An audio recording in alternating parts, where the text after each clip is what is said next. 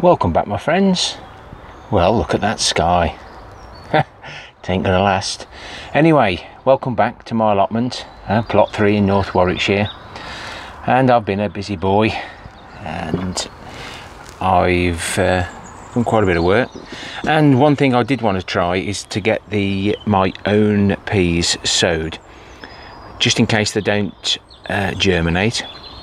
And I use guttering without holes in, so next time you see a householder having their guttering changed, don't be frightened to go up to the contractors and ask if you can have all the guttering and the fixings, because it's really useful to have the end on these. Very simple to undo, take out, so when the peas are ready they slide out easily. It doesn't matter at one end if we have a little bit of gaffer tape. So we've got half filled with soil, scatter the peas on, any way will do, and then top off nicely with the rest, and then give a good watering. But you've got to remember not to water too much because there's no holes in. If you put holes in, the peas roots will go through the holes and they won't slide out. I do have videos on this, and Tony from UK Here We Grow has just uploaded his video on sowing peas, so if you want to have a look at that, please do. So yeah, don't forget end caps, a little bit of compost. This is all spent compost, got nothing in. The peas all have their own energy, and then when this bed's ready, he says, I'll be able to get them in. This will be the bean bed, and I'm not showing you my broad beans. Sad face. So we'll start off the tour today in the polytunnel. You have seen some of this before, but if you haven't, we'll just quickly run through it. This is my bath at the moment. It's got compost tea in from the runoff, just a very weak dilution, and I've been soaking the plants in there so we take the moisture from the bottom. As you can see, I've just been sorting out my guttering, and these are the giant carrots in the split pipes, and as soon as they're established and the weather's good, we'll get them out into their final stations. And those radishes have come on now, plenty of light. It's very awkward with grow rooms early on, guys, grabbing light. Now, a good comment off Nick, that's N-I-C-K. Do you have problems with slugs? Yes, probably do. So I've moved my brassicas a little bit higher up to make sure that they don't get eaten. I will be doing the wire onion support, how I do it, in a future video. Got to do the decorating today, guys, so I've got to be a good boy. Now these are going to be for the carrots. I'm just warming the soil up with the milk bottle, the fruit juice bottles, and as you can see, it's surprising how much water it retains. I'll just warm the soil up that little bit when I actually do it in the future video. And the carrots are looking a lot better now. They're getting a bit of sunlight. Show carrots, hopefully they'll be fine. So let's pop outside and look at the pond. No signs of frogs here. I have seen 1 or 2 frogs on plot 1. Hashtag starting a new allotment. It's time yet. They probably know it's going to get cold. Onto the salad bed. Now this year I've took me underground worm farms out. I really like them, but I think I just need to wait till I can get my no dig sorted, and then I'll re-establish them, as it does work really well. So I've used the lamp shades again. That'll just warm the soil up. I can start breaking the soil up, removing the odd stone, add a little bit of goodness into it, and then this is where I'll be growing my lettuces throughout the year. And this year I've opened it up so I can get to them a lot easier. Lesson learned. Hashtag ugly parsnip challenge. Still haven't cleared that rubbish up, guys. I am a naughty boy. Shall we have a little look at the broad beans? Oh dear. Very, very sad. never mind, we'll open them up when it's a little bit warmer and see what happens. Potato Tower Challenge. Now Brent uploaded his hashtag Potato Tower Challenge, and I'm only going to the 1 metre. He's proved nothing else grows on the vegetation, the stalks going up, so we'll limit it to 1 metre and see what we can get. Probably won't be needing that half, so I can actually use that for one of my giant vegetables. A little bit of surplus soil from the container bed. I've managed to sieve all this, not sieve it, just sort it out, get the big roots out. Bit rooty, but it mixes in well. That's what it's all about. Managed to pick up another 3 bags the other day. Go on, let's go a bit of soil walking. And these 3 bags are of some cocoa coir that's better quality after it's sieved. It looks like that, and that's what I actually put down the boreholes on the parsnips and carrots. So we've got a bit of work to do on here. The chard has been scorched again, but it's still trying to grow.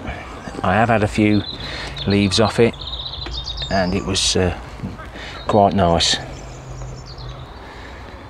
That's where the Jerusalem artichokes are. These will be for some of the giant veg.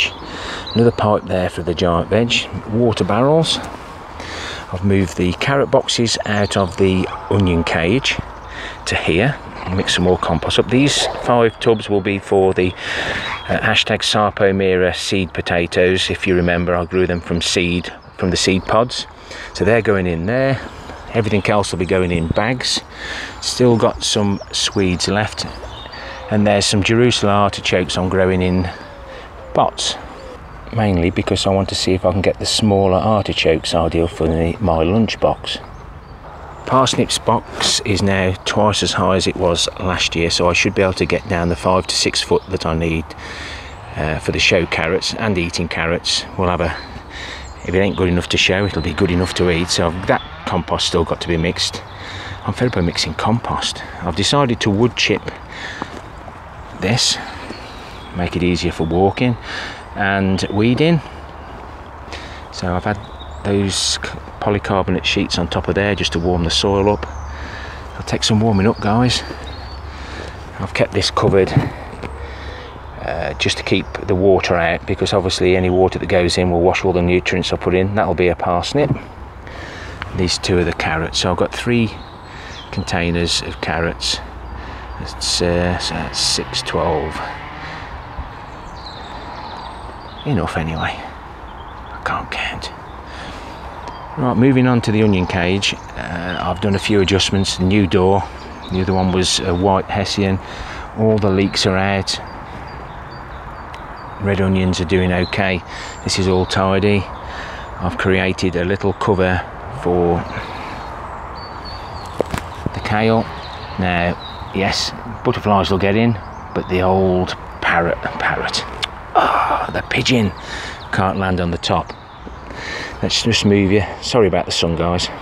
It's the purple sprouting broccoli, just so that they can't land. If you can stop the pigeons landing, and they can't touch it, but there is a few bits coming on now. There's a waste bucket there. I'm collecting more pebbles for the hashtag potato in a bucket of stones. That will be coming later on. This is the EnviroMesh netting. It isn't very big, but it'll be ideal for any more repairs to the polytunnel windows. As you can see, I've been around the polytunnel, putting a bit of silicone on, and a little bit where we're losing the polythene in between the squares, and just where the nuts are pushing through the plastic. This should have been done well before the winter set in, but we didn't get the weather.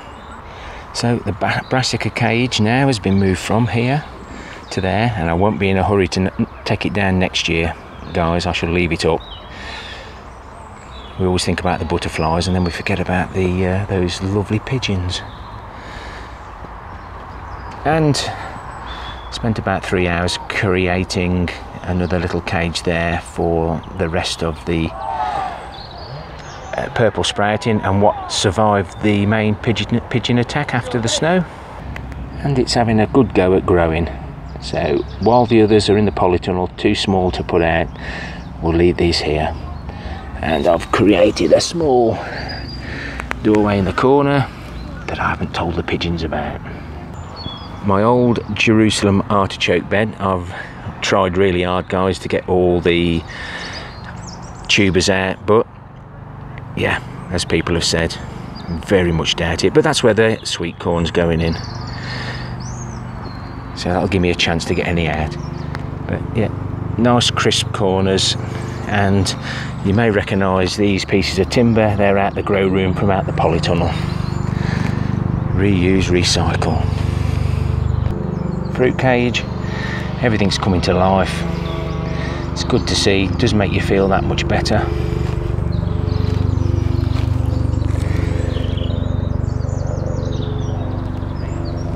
Makes it worth it all while. I've just got a few bags of wood chips left,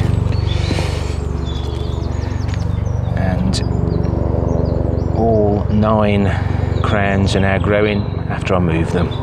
If you remember, we dug them out and left them out on the open ground throughout the frosts, throughout the winter. Let's see how well they do. You may be able to see here, there's 1 or 2 holes. This is probably where the birds have got in and they've decided to come out.